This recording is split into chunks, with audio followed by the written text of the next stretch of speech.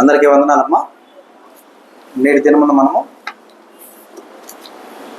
53వ కీర్తన మరియు 54వ కీర్తన ధ్యానం చేసుకుందాం. మొదటగా 53వ కీర్తన చదవండమ్మా.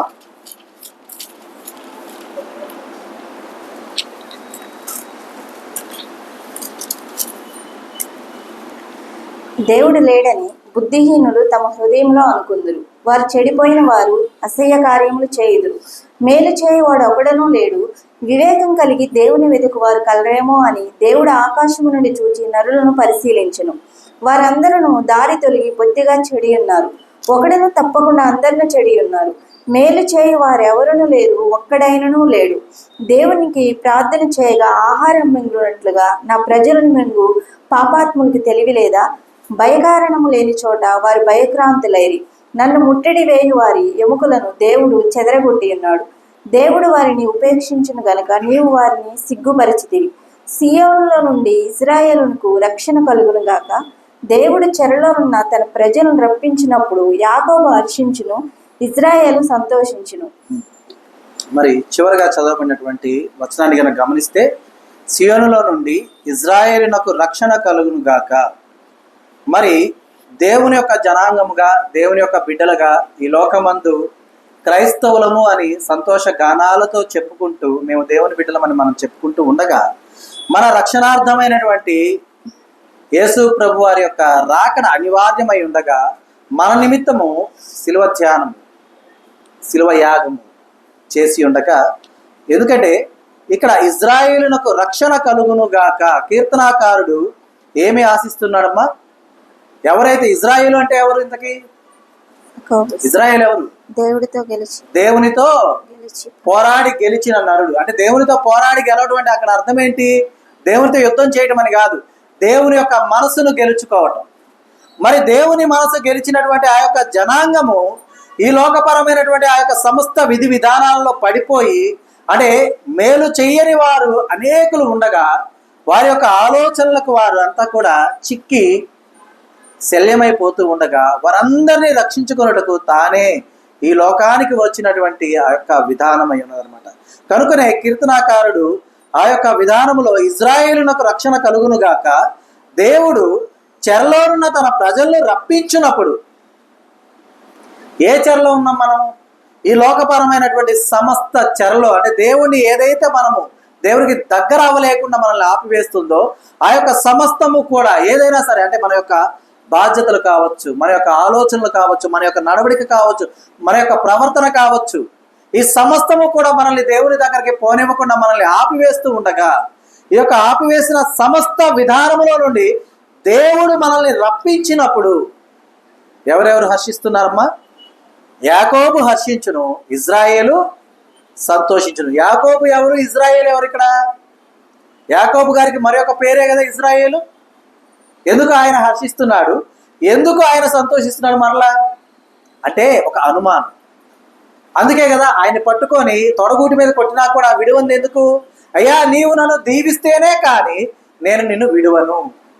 అంటే అక్కడ దేవుడు దీవించడు అనేటటువంటి విధానం కాదు, నా చెవులారా నీవు నన్ను ఆశీర్వదించిన విధానం నేను వినాలి అన్నటువంటి విధి విధానం కలిగినటువంటి సమస్త నరులు కూడా యాకోబుగా ఉంటే, ఎవరైతే దేవుని యొక్క స్వరమును విని ఉన్నారో, ఎవరైతే దేవుని యొక్క ఆశీర్వాదమును చూచి ఉన్నారో, వారంతా కూడా ఇజ్రాయేలుగా పేరుగాంచి ఉండగా వారే అనమాట. అంటే ఇక్కడ ఎవరు ప్రత్యేకించిన వారని కాదు, మనము దేవుని స్వరాన్ని విననప్పుడు యాకోబుగాను, వినిన తర్వాత ఇజ్రాయేలుగాను మార్చబడిన వారుగా ఉంటామన్నమాట.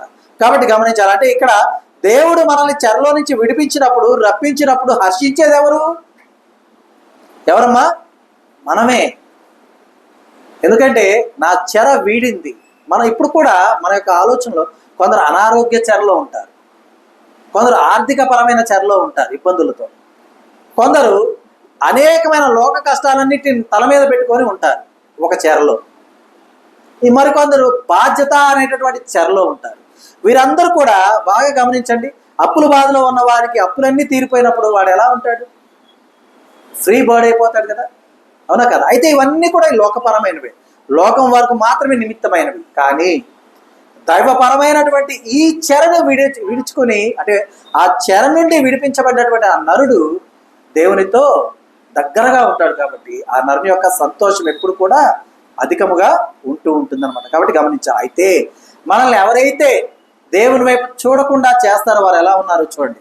దేవుడు లేనని బుద్ధిహీనులు తమ హృదయములో అనుకుందురు, వారు చెడిపోయిన వారు. వారికి ఎలా ఉన్నారమ్మా? అసహ్య కార్యములు చేయుదురు.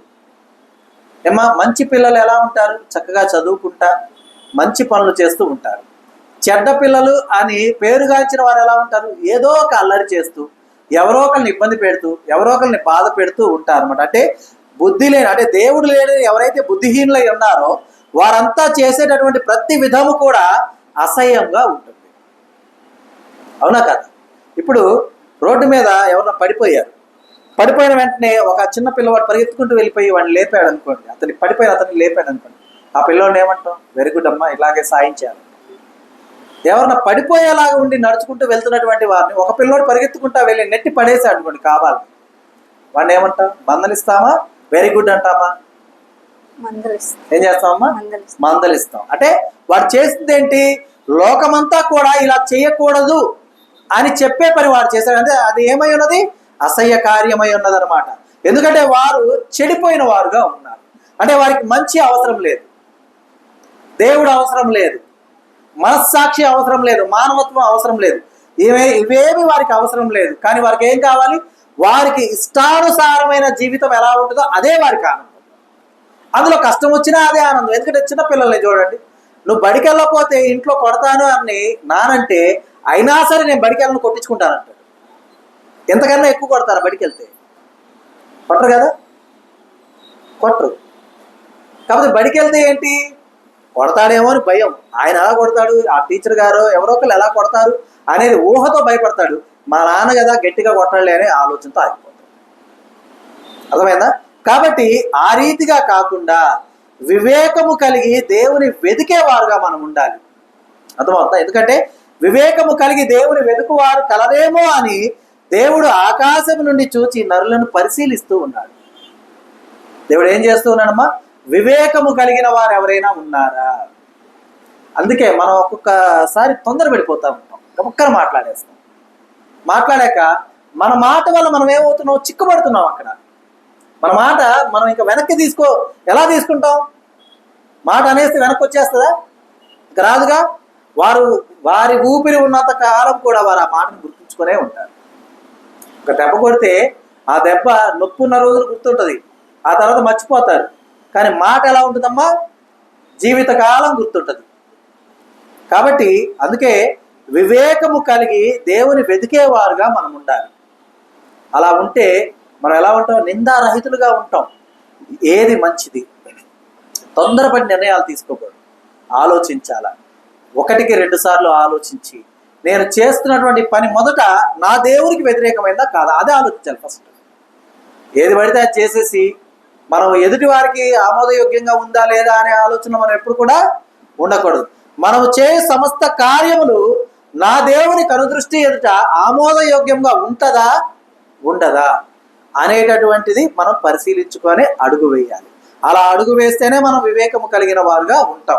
ఎందుకంటే దేవుడు ఆకాశం నుండి మనల్ని చూస్తూ పరిశీలిస్తున్నాడు. అర్థమైందా? నరుల్ని చూస్తూ పరిశీలించెను అని వ్రాయబడి ఉంది. నరులు అంటే ఎవరమ్మా? మనం కాదా? వేరే ఎవరు ఉన్నారా? మనమేనా? ఇంతకీ మనమే. కాబట్టి అంటే మనం అనుకోవచ్చు, నేను దేవుని బిడ్డనే కదా, నేను బైబిల్ పట్టుకొని వెళ్తున్నాను కదా, నేను మందిరానికి వెళ్తున్నాను కదా, ప్రార్థన చేసుకుంటున్నాను కదా, వాక్యం చదువుకుంటున్నాను కదా, పాటలు పాడుతున్నాను కదా అని. కానీ దేవుడు పరిశీలించు ఆ సమయమందు నువ్వు నిందారహితంగా ఉంటేనే నీవు అనుకున్న దానికి కరెక్ట్. అలాగున కనుక లేవా, నీవు వివేకము లేనటువంటి వారివే. వివేకం లేని వారు ముందు ఎలా ఉన్నారు? బుద్ధిహీనులుగా చెప్పబడ్డారు అనమాట. కాబట్టి మనల్ని మనం పరిశీలించుకోవటం అనేది చాలా అనివార్యం. కాబట్టి గమనించండి. అలాగే వారందరూ దారి తొలగి బొత్తిగా చెడి ఉన్నారు. ఎవరైతే వారి ఇష్టానుసారంగా జీవిస్తూ ఉంటారో, ఎవరైతే వారు అనుకున్నదే కరెక్ట్ అని ఆలోచిస్తూ ఉంటారో వారంతా కూడా ఎలా ఉన్నారమ్మా? దారి తొలగిపోయి ఉన్నారు. అంటే సరైనటువంటి మార్గమందు వారు లేరు. మార్గము విడిచి వారు చెడిపోయి ఉన్నారు. ఒక్కడునూ తప్పకుండా అందరూ చెడిపోయి ఉన్నారు. అర్థమైందా? ఇక్కడ చెడిపోయి ఉన్నవారు అందరూ అంటే దాంట్లో మనం కూడా ఉన్నాం. అర్థమైందా? ఎట్లా ఉంటామో తెలుసా? మనం ఎలాంటి విషయాల్లో ఉంటామంటే, నీకెప్పుడో నీ బంధువులో నీ స్నేహితులో నీకు ఏదన్నా వ్యతిరేకమైన పని ఒకటి చేశాను, నేను బాధించాను, నువ్వు ఇప్పటికి కూడా దాన్ని గుర్తుపెట్టుకొని ఉన్నావంటే దాని అర్థం ఏంటి? నువ్వు వాడికి ఎప్పుడోకప్పుడు కీడు చేయాలని ఆలోచిస్తున్నావు. అంతే కదా? ఇప్పుడు దాన్ని మర్చిపోయాము అంటే మనకి ఇక వాడికి కీడు చేయాలని మనం ఎప్పుడు కూడా యోచించాం కదా. ఏం చేస్తాం? మేలే చేస్తాం. కానీ మనం ఎలా ఉన్నాం? మనల్ని బాధించిన వాళ్ళని ఎప్పటికీ మనం మర్చిపోం. మనకు మేలు చేసిన వాళ్ళని మరుక్షణమే మర్చిపోతాం కదా. అవునా కదా? కాబట్టి అలాగున కాకుండా మనము మంచి వారము అని అనిపించుకోవాలంటే, ఎందుకంటే ఇక్కడ మేలు చేయవారు ఎవరునూ లేరని చెప్పేసి దేవుడు స్టేట్మెంట్ ఇస్తూ ఉన్నాడు. ఒక్కరు కూడా లేరని చెప్తూ ఉన్నాడు. మరి నేను మేలు చేస్తూ ఉన్నా, నేను ప్రతి ఒక్కరికి మేలు చేస్తున్నా, కరెక్టే, నేను 100 మందికి మేలు చేశా, కానీ నా హృదయం ముందు ఒక్కరి విషయంలో మాత్రం అభ్యంతరం ఉంది. ఎందుకంటే వాడు నాకు కీడు చేశాడు కాబట్టి వాడికి అసలు మేలు చేయకూడదు అనే ఆలోచన నాలో ఉంది. అప్పుడు నేను చేసిన 100 మేలులు కూడా తుడిచివేయబడతాయి. దేనివల్ల? నా హృదయం అంతా ఉన్నటువంటి ఒక్క అభ్యంతరం వల్ల. ఎందుకంటే మేలు చేయాలనే ఆలోచన లేదు కదా నాకు. అర్థమవుతుందా? కాబట్టి అదనమాట దాని అర్థం. ఒక్కరునూ లేరంటే వెంటనే మనం పరిశీలించుకుంటాం. అదేనన్నా నేను చాలా మందికి మేలు చేశాను కదా, మేలే చేసేవారు ఒక్కరు కూడా లేరని దేవుడు ఎలా చెప్తున్నాడు అనే క్వశ్చన్ వస్తుంది. కానీ మనము ఆలోచించుకుంటే, మన హృదయాంతరంగంలోకి వెళ్ళి గడిచిన దినములన్నీ కూడా మనం నెమరు వేసుకుంటే కనుక మనలో ఉన్నటువంటి కీడు స్వభావం అనేది మనకు బయటకు తెలుస్తుంది. అర్థమైందా? దాన్ని మనము పోగొట్టుకునేవారుగా ఉండాలన్నమాట. కాబట్టి గమనించాలి.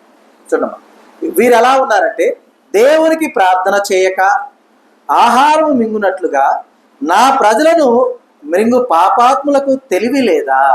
అంటే దేవుని బిడ్డలు అన్నటువంటి వారిని చెడగొట్టేవారు ఒక బ్యాచ్ ఉంటుంది. వారు ప్రత్యేకంగా యుద్ధానికి వచ్చినట్టు ఏమి రారు. మందిరానికి వెళ్తున్నాం అనుకోండి, టైం ఉందిగా, గంటకి వెళ్ళొచ్చులే కూర్చో, లేదా 10 నిమిషాలకి వెళ్ళొచ్చులే కూర్చో అని చెప్పి ఏదో ఒక కాలవ్యాపంలో మనల్ని పడేసి అంటే దేవుని గురించి ఆలోచించే విధానాన్ని తప్పించి ఈ లోకపరమైనటువంటి ఆలోచనలో ఉండిపోయాక ఇక తీరా మందిరానికి లేదా ప్రార్థన చేసుకుంటూ వెళ్ళాలి అనుకున్నప్పుడు ఇంకేం పోదువులే, ఈసారి వెళ్దువులే అని చెప్పేస్తారు. అలాగా చాలాసార్లు మనలో ఆగిన వాళ్ళం కూడా ఉండి ఉంటాం. అర్థమైందా? ఏదో ఒక పని, ఎవరో ఒకరు వచ్చారని ఏదో ఒకటి చేయాలను ఆగిపోయిన వారుగా మనం ఉంటూ ఉంటామన్నమాట. కాబట్టి గమనించాలి, వారందరూ కూడా ఎలా ఉన్నారు? మనల్ని మృంగడానికి పాపాత్ములుగా ఉండి ఉన్నారు. వారికి తెలివి లేదా? ఎందుకంటే నా బిడ్డలను నా దగ్గరికి రానికుండా ఆపుతూ ఉన్నారంటే, నా బిడ్డలను చెరగా పట్టి ఉన్నారంటే వారి సంగతి ఎలా ఉంటుందనేది దేవుడు చెప్పలేదా మనకు? ఏమా, ఇప్పుడు దేవుని దగ్గరికి వెళ్లకుండా ఆపారు. ఆపినటువంటి వారి విషయమై దేవుడు ఎంత కోపంతో ఉంటాడు? వారి మీద, అంటే వారు నీ స్నేహితులే కావచ్చు, వారి మీద దేవుని కోపం రాకూడదంటే నువ్వేం చెప్పాలి?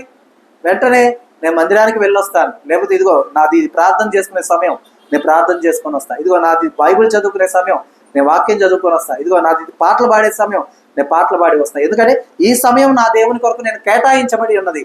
కాబట్టి ఈ సమయాన్ని నేను ఎవరికి ఇవ్వను. ఒకవేళ ఈ సమయాన్ని నీకు ఇస్తే నువ్వు ఎవరుగా ఉంటావు? శాపానికి గురయ్యేలాగా ఉంటావు. కాబట్టి నీకు మేలు చేయాలనుకుంటున్నా నేను. అర్థమైందా? కానీ మనం ఏం చేస్తాం? మొహమాటానికి పోయి వారు ఏమనుకుంటారు, నా గురించి ఏమనుకుంటారు అని చెప్పి మనం ఆగిపోతాం. ఇప్పుడు ఆగిపోయాం. వారికి నువ్వు మేలు చేసావు, కీడు చేసావా? కీడే కదా చేసావు. ఎందుకంటే నువ్వు దేవుని సమయాన్ని వారికి అప్పచెప్పావు, దేవునిది వారికి ఇచ్చావు అంటే అక్కడ అర్థం ఏంటి?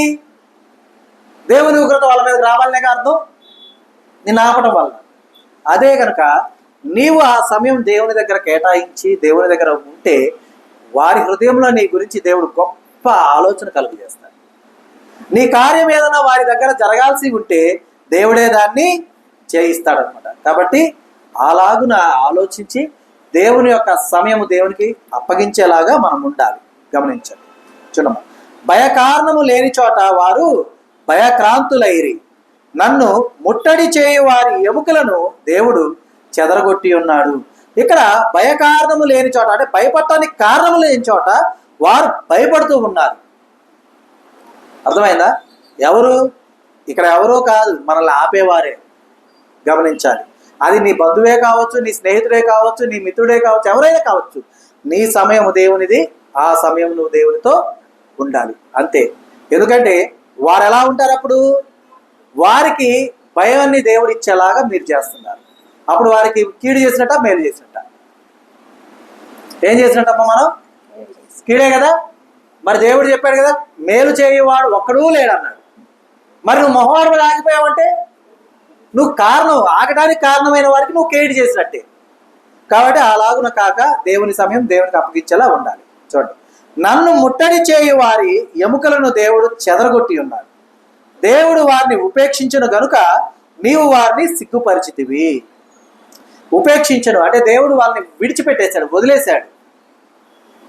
దేవుడు విడిచిపెట్టిన తర్వాత ఆ జనాంగం వర్ధిల్లుద్దమ్మా? వర్ధిల్లుద్దా?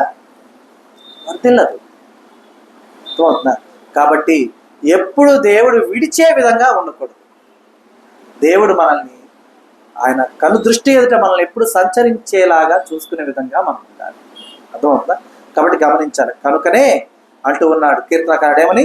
సియోనులో నుండి ఇజ్రాయేలునకు రక్షణ కలుగును గాక. ఎందుకంటే ఇజ్రాయేలు ఎవరైతే దేవుని బిడ్డలుగా ఉన్నారో వారిని చుట్టుముట్టినటువంటి ఆ యొక్క శత్రువులు ఎవరైతే ఉన్నారో దేవుడు వారందరినీ చెదరగొట్టి వారికి పూర్ణ రక్షణ కలుగునుగాక, కలుగజేయునుగాక అంటూ ఇంకేమంటామా? దేవుడు చెరలోనున్న తన ప్రజలను రప్పించినప్పుడు యాకోబు హర్షించును, ఇజ్రాయేలు సంతోషించును. కాబట్టి ఒకవేళ నీవు ఆ ఒక్క క్షణమో లేదా ఆ గంటో ఆ 10 నిమిషాలు వారిని నొప్పించి ఉండొచ్చు, అది దేవుడే ముఖ్యం. మీరు అలా కూర్చోండి. ఎందుకంటే మన ఇంటికి చుట్టాలు వచ్చారంటే అది ఆదివారం అయినా సరే, బల్లారాధన తీసుకోవాల్సిన వారమైనా సరే, ఆ రోజు మన చుట్టాలే మనకు ముఖ్యం. ఎందుకని? పోయి బంధువులతో అన్నీ చెప్పేస్తారు, మేము వెళ్తే కనీసం ఇంట్లో అన్నం కూడా వండి పెట్టలేదు. కాబట్టి వారికి ఏం చేస్తాం? మనం సపర్యలు చేస్తాం. దేవుణ్ణి మాత్రం మనం ఏం చేస్తాం? బాధకు గురి చేస్తాం. అర్థమైందా? మరి ఎలా వస్తుంది మనకు సంతోషము? ఎలా వస్తుంది మనకు మన హృదయానికి హర్షించేలాగా మన హృదయం ఉంటుందా? అప్పుడు ఉండదు. కాబట్టి అలాగున కాక దేవుని సన్నిధిలో మనం ఉండటకు, మనల్ని ఆపేటటువంటి వారికి కూడా దేవుడు మేలు చేసే విధంగా, అంటే వారిని దేవుడు ఆశీర్వదించే విధంగా ఆ సమయం దేవునిదే అని చెప్పి వారిని అలా ఇంట్లో కూర్చోబెట్టడం వల్ల ఈ లోకంలో నీ మర్యాద తగ్గుద్ది, అంతే. ఇంకా అంతకుమించి ఏం కాదు. అర్థమైందా? మహా అయితే ఏం చేస్తారు? రేపు మీరు వాళ్ళ ఇంటికి వెళ్ళినప్పుడు వండి పెట్టరు. మన జేబులో డబ్బులు ఉండవా? తినలేమా? తినగలవా లేదా? వండే కదమ్మా. నువ్వు ఈరోజు వండి పెట్టలేదు, వారు వండి పెట్టరు. దేవుని కోసం నీ యొక్క ఆకలిని ఆ క్షణం వరకు చంపుకోలేవా? కాబట్టి గమనించాలి. మన మొదటి ప్రాధాన్యత ఏందో గమనించండి. మన మొదటి ప్రాధాన్యత దేవుడై ఉండాలి. ఎందుకంటే అలాగున గనక కాకపోతే దేవుడు లేడని బుద్ధిహీనులు తమ హృదయంలో ఎలా అనుకుంటారో మనం అనుకోకపోయినా అలాంటి వారమే ఉంటాం. అర్థమైందా? రాజుగారి మొదటి భార్య మంచిది అంటే రెండో భార్యని ఏమన్నా తిట్టారా? ఎవరన్నా ఏమన్నా అన్నారు రెండో భార్యని? కానీ అర్థం ఏంటి? మంచిది కాదు అనే కదా అర్థం. అవునా కదా? నీ దేవుని సమయాన్ని నువ్వు తీసేసావు అంటే అంటే దేవుని కన్నా నీకు ప్రధానమైనది ఏదో ఉందని అర్థం. ఆ ప్రధానమైనది నిన్నేం చేస్తుంది? మృంగేస్తుంది. అర్థమైందా? అలాగున కాక అందుకే వివేకముతో మనం నడుచుకోవాలి. అందుకే దేవుడు అంటాడు, పాము వలె ఎలా ఉండాలి మనం? వివేకముగాను పావురం వలె నిష్కపటంగాను. అర్థమైందా? అలాగున మనం ఉండాలి. కాబట్టి గమనించాలి. 54వ కీర్తన చదవండమ్మా. దేవా, నీ నామమును బట్టి నన్ను రక్షింపు, నీ పరాక్రమమును బట్టి నాకు న్యాయము తీర్చుము. దేవా, నా ప్రార్థన ఆలకింపుము, నా నోటి మాటలు చెవిని పెట్టుము. అన్యులు నా మీదికి లేచి ఉన్నారు, బలాఢ్యులు నా ప్రాణం తీయజూచుచున్నారు. వారు తమ ఎదుట దేవుని ఉంచుకున్న వారు కారు. ఇదిగో, దేవుడే నాకు సహాయకుడు, ప్రభువే నా ప్రాణమును ఆదరించువాడు. నా శత్రువులు చేయి కీడు ఆయన వారి మీదకి రప్పించును. నీ సత్యమును బట్టి వారిని నశింపజేయుము. స్వేచ్ఛార్పణులైన బలులను నీకు అర్పించెదను. యెహోవా, నీ నామము ఉత్తమము, నేను దానికి కృతజ్ఞతాస్తుతులు చెల్లించుచున్నాను. ఆపదలన్నిటిలో నుంచి ఆయన నన్ను విడిపించి ఉన్నాడు. నా శత్రువుల గతిని చూచి నా కన్ను సంతోషించుచున్నది. కాబట్టి మనము వేరెవరి కోసమో కనుక దేవునిని విడిచిపెట్టిన వారమైతే కనుక మనము ఏ విధంగా అయితే బుద్ధిహీనులు ఉన్నారో ఆ రీతిగా ఉంటాం. అలా కాకుండా దేవుడే మనకు ప్రధానం అనుకుంటే కనుక ఎలా ఉంటామో చూడండి. దేవా, నీ నామమును బట్టి నన్ను రక్షింపుము, నీ పరాక్రమమును బట్టి నాకు న్యాయము తీర్చుము. అంటే వారు మన గురించి ఏమైనా అనుకుంటారేమో, మన గురించి తప్పుగా చెప్పుకుంటారేమో, లేకపోతే బంధువుల్లో మనల్ని చులకన చేస్తారేమో, ఈ ఆలోచనను వదిలేయండి. ఎందుకంటే దేవుడు తన పరాక్రమమును బట్టి మనకు న్యాయము తీర్చే దేవుడుగా ఉంటాడు. ఆయన నామాన్ని బట్టి మనల్ని రక్షించే దేవుడుగా ఉంటాడు. కాబట్టి గమనించండి. దేవా, నా ప్రార్థన ఆలకింపుము, నా నోటి మాటలు చెవిని పెట్టుము. అన్యులు నా మీదకి లేచి ఉన్నారు, బలాఢ్యులు నా ప్రాణము తీయజూచున్నారు. వారు తమ ఎదుట దేవుని ఉంచుకున్నవారు కారు. ఎవరైతే మనల్ని ఇబ్బంది పెట్టాలనుకుంటున్నారో, ఎవరి వల్ల అయితే మనం బాధపడుతుంటామో, అలాగే ఎవరి వల్ల అయితే మనము కొంచెం నలిగిపోతూ ఉంటామో, వారి విషయమై దేవుణ్ణి ప్రార్థించండి. అయ్యా, నా మీదకి వచ్చినటువంటి వారు బలాఢ్యులుగా ఉన్నారు, వారు నా ప్రాణం, అంటే ఇక్కడ ప్రాణాలయం తీయరు కానీ ప్రాణం తీసేలాగా మాటలతోనో, ప్రాణం తీసేలాగా వారి యొక్క పనులతోనూ మనల్ని బాధిస్తూ ఉంటాం అన్నమాట. కాబట్టి అందుకని దేవునికి ప్రార్థించాలి. ఏమని? నా ప్రార్థన ఆలకించయ్యా, నా నోటి మాటలు చెవిన పెట్టుకోయ్యా, అన్యులు నా మీదకి లేచి ఉన్నారు. అంటే నీవెవరో గుర్తించని వారు నా మీదకి లేచి ఉన్నారు, బలాఢ్యులు నా ప్రాణము తీయ చూస్తూ ఉన్నారు. వారు తమ ఎదుట నిన్ను ఉంచుకున్న వారు కారు. అంటే నీ యొక్క మహిమను చూసిన వారు కారు, నిన్ను గుర్తించిన వారు కారు, నీ గొప్పతనాన్ని చూసిన వారు కారు. కాబట్టి వారు ఏమంటారు? నువ్వు లేవనే అంటారు. మరి అటువంటి వారు నా మీదకి లేచి ఉండగా నీవే నన్ను రక్షించయ్యా, నేను నీకోసం వచ్చి ఉన్నాను కాబట్టి నా తోడై ఉండి వారిని కూడా సమాధానపరుచయ్యా అని మనం ప్రార్థించుకోవాలి. ఇదిగో దేవుడే నాకు సహాయకుడు. మరి మన సహాయకుడు దేవుడే కదా, అవునా కదా? ప్రతి విషయంలో ఆయన తోడై ఉండి మనకు అవసరమైన సమస్త మేలులు చేస్తూ ఉండగా, మరి సహాయం చేస్తూ ఉండగా, నీవెందుకు ఇంకా నిట్టూర్పులతో ఉంటావు? నీవెందుకు ఇంకా దేవుడు సాయం చేయడేమో అనేటటువంటి ఆలోచనలతో ఉంటాం? ఉండొచ్చా? ఉండకూడదు. కాబట్టి గమనించాలి. ప్రభువే నా ప్రాణమును ఆదరించువాడు, నా శత్రువులు చేయు కీడు ఆయన వారి మీదకి రప్పించును. నీ సత్యమును బట్టి వారిని నశింపజేయును. స్వేచ్ఛార్పణలైన బలులను నేను నీకు అర్పించదను. మరి స్వేచ్ఛార్పణలైన బలులు మరి దేవునికి అర్పించాలి మనం. అర్థమైందా? అంటే స్వేచ్ఛార్పణ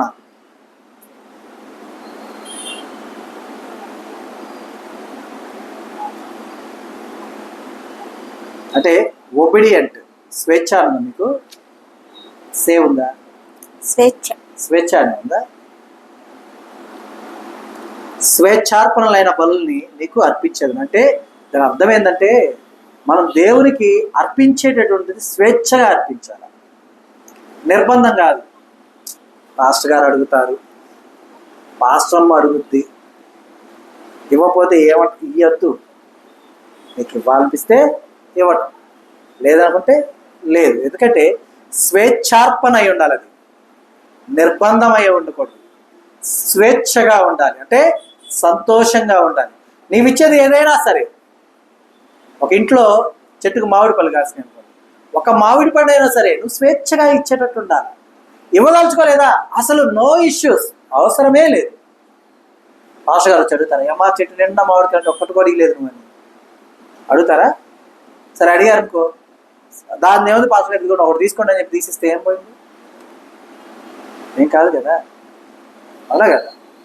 కాబట్టి ఏదైనా మనం దేవుని అంటే ఇక్కడ స్వేచ్ఛార్పణ అనగానే మనం వెంటనే ఆలోచించేది ఏమైనా తీసుకొచ్చి ఇచ్చేది కానీ, ఏమైనా పెట్టేదో, ఏమైనా డబ్బులు ఇచ్చేదో, ఇవన్నీ అని కాదు అర్థం. అసలు మొదట నీవు స్వేచ్ఛార్పణగా దేవునికి సమర్పించుకున్నావా? ఇది ఆలోచించుకోండి. మొదట నిన్ను నీవు స్వేచ్ఛగా దేవుని దగ్గరకు వెళ్ళటానికి నిన్ను నువ్వు మలుచుకున్నావా? ఆదివారం వచ్చింది పోవాలా, శుక్రవారం వచ్చింది, అబ్బా పోవాలా, ఇలాగ బాధతో, కష్టముతో, ఇబ్బందితో వెళ్తున్నావా? స్వేచ్ఛాయుతమైనటువంటి ఆరాధన నిజంగా ఆరాధిస్తున్నారా?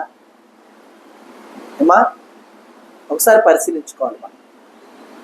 ఎందుకంటే దీని గురించి ఎవరు చెప్పేది కాదు. ఎందుకంటే అమ్మ నువ్వు స్వేచ్ఛగా రావట్లేదు అమ్మంటే, నువ్వు చూసావా ఆ బాధ మనకి. నేను స్వేచ్ఛగా లేకపోతే ఎట్టొచ్చానన్నా, లేదనుకో అన్నం ముందు అంటావు ఎందుకులే అని చెప్పి వెళ్ళి అన్న వెనకంటారు. ఇంక తర్వాత ఆయన చూశాడా నేను స్వేచ్ఛగా వచ్చామో లేదు అమ్మా అంటారా అనరా? అనుకునే వాళ్ళు చాలా మంది ఉంటారులే. అంటే మన సంఘంలో ఉన్నారు లేరని నేనేమి చెప్పట్లేదు. జస్ట్ అలాంటి ఆరాధన ఆరాధిస్తే కనుక ఉపయోగం ఉందా? నువ్వు భోజనం చేస్తూ ఉన్నావు, నీకు ఇష్టమైంది వడ్డించుకొని భోజనం చేస్తే కదా నీకు తృప్తిగా ఉంటుంది, అవునా కదా? అలా కాకుండా అందరూ మంచి టేస్టీ ఫుడ్ తింటా నీకు పల్లెల్లో గొడ్డు కారం వేశారు తినాలి, అట్లా ఉంటుంది. అలా ఉంటుందా? బాధగా ఉండదా? ఉండదా? నీవు నిర్బంధంగా దేవుని దగ్గరకు వచ్చినా దేవునికి అంతే బాధ. నువ్వు స్వేచ్ఛగా వచ్చావా ఆయన సంతోషంగా ఉంటాడు. నువ్వు నిర్బంధం, ఆదివారం వచ్చిందా, శుక్రవారం వచ్చిందా, ఎవరి కోసమో వెళ్ళాలన్నట్టు వెళ్తే ఉపయోగం ఉందా? ఇక్కడ హాజరేస్తామా అమ్మా? వేస్తామా? ఫ్రాంక్ బాబు ఎస్ పాస్టర్ గారు, రేచల్ ఎస్ పాస్టర్ గారు అని హాజరు వేస్తామా? లేదుగా. కానీ హాజరు ఎక్కడ పడుతుంది? దేవుడి దగ్గర పడుతుంది. ఆ హాజరేసే దేవుడు కాదు, మరలా ఎవరు? ఒకడు ఉంటాడు ఏ పని పాట లేకుండా అటు ఇటు భూమి మీద తిరుగుతా పోతాడు. చూసావా ఇదిగో ఎంత మేలు చేసావు వీడికి, వచ్చాడా? ఆడొచ్చాడు. అర్థమైందా? అలాగునా ఉండకూడదు. కాబట్టి గమనించండి, స్వేచ్ఛార్పణలైన బలులను దేవునికి అర్పించే విధంగా ఉండాలి. మొదట ఆ బలి అర్పణ నీవై ఉండాలి. గమనించండి, అర్థమైందా? కాబట్టి యెహోవా నీ నామము ఉత్తమము, నేను దానికి కృతజ్ఞతాస్తుతులు చెల్లించుచున్నాను. ఎందుకంటే ఆపదలన్నింటిలో నుండి కూడా నీవు నన్ను విడిపించి ఉన్నావు. నా శత్రువుల గతిని చూచి నా కన్ను సంతోషించుచున్నది. శత్రువుల గతి అనగానే వెంటనే నా శత్రువు ఏమై ఉన్నాడని చెప్పి ఇంటి ముందుకు వెళ్ళి చూడవాకమ్మా, ఎలా ఉన్నాడో చూడాలని చెప్పి. వారి బాధలు నిజంగా చెప్తున్నా, దేవుడు లేని నరుల బాధలు ఎలాంటి అంటే వర్ణనాతీతం, వర్ణించలేం వారి బాధలు, వారి కష్టాలు. దేవుడున్న మనమే అప్పుడప్పుడు కొన్ని కష్టాలను మనమే తట్టుకోలేకపోతాం. చిన్న కష్టాలే మనం తట్టుకోగలుగుతామా? నాకెందుకు వచ్చిందా ఈ కష్టం? మరి దేవుడే లేని వారికి వచ్చే కష్టాలు ఎన్ని? తీర్చేది ఎవరు? నీకు నాకు ఇవాళ కాకపోయినా రేపైనా దేవుడు తీరుస్తాడు మన కష్టాన్ని. మరి వారికి తీర్చే వాళ్ళే లేరు కదా. వారిని చూసి మనం జాలి పడాలా, లేకపోతే ఇంకా నాశనం అయిపోలేదని చూడాలా? ఏం చేయాలి? మనం జాలి పడాలా. అర్థమైందా? అది చూసి జాలే పడాలి మనం. ఎందుకంటే నాకు దేవుడు ఉన్నాడు, నీకు దేవుడు లేడు. నా దేవుడు ఎప్పటికైనా నాకు సంతోషాన్ని ఇస్తాడు, మరి నీ పరిస్థితి ఏంటి అని జాలిపడేవారుగా మనం ఉండాలి. కాబట్టి నా శత్రువుని గతి చూసి నా కళ్ళు సంతోషించాలి. ఎలా సంతోషించాలంటే, నా శత్రువు నాకు కలిగిన మేలును చూసి ఆ మేలు పొందడానికి మందిరంలో కూర్చుంటే అది కదా వాడి గతి. నన్ను ఏ రోజే దూషించాడో ఇప్పుడు వాడు వచ్చి కూర్చుంటే ఎలా ఉంటుంది ఏమ్మా? ఎట్లా ఉంటుంది? అవునా కదా? నీ శత్రువు నేను దూషించాడు, మందిరానికి వెళ్తున్నాను దూషించాడు, తర్వాత అతనే వచ్చి మందిరంలో కూర్చొని ప్రార్థన చేసుకుంటూ ఉంటే ఎలా ఉంది అతని గతి? అతని గతి అంటే దిగజార్చింది అని కాదు అర్థం. అంటే ఆ పరిస్థితి ఎలా అయింది? నిన్ను దూషించిన వారే నేడు ప్రార్థిస్తూ ఉన్నారు. అర్థమైందా? అలాగున ఉండాలి. అంతేగాని వారిని ఇబ్బంది పెడదాం, వారిని కష్టపెడదాం, వారిని నష్టపెడదాం అనే ఆలోచన ఎప్పుడు కూడా ఎవరికి కూడా ఉండకూడదు. కాబట్టి గమనించి దేవునిలో ఎదిగి ఫలించి దేవుని బిడ్డలుగా, దేవుని సాక్షులుగా ఈ లోకమందు మనం వర్ధిల్లుటకై దేవుడు మనకు తోడై ఉండి సమస్త జ్ఞానంతో నడిపించును గాక. ఆమేన్. అందరికీ వందనాలమ్మా. ఈ దినం దేవుడు మనకు అనుగ్రహించిన తన సత్యవాక్కును బట్టి దేవునికి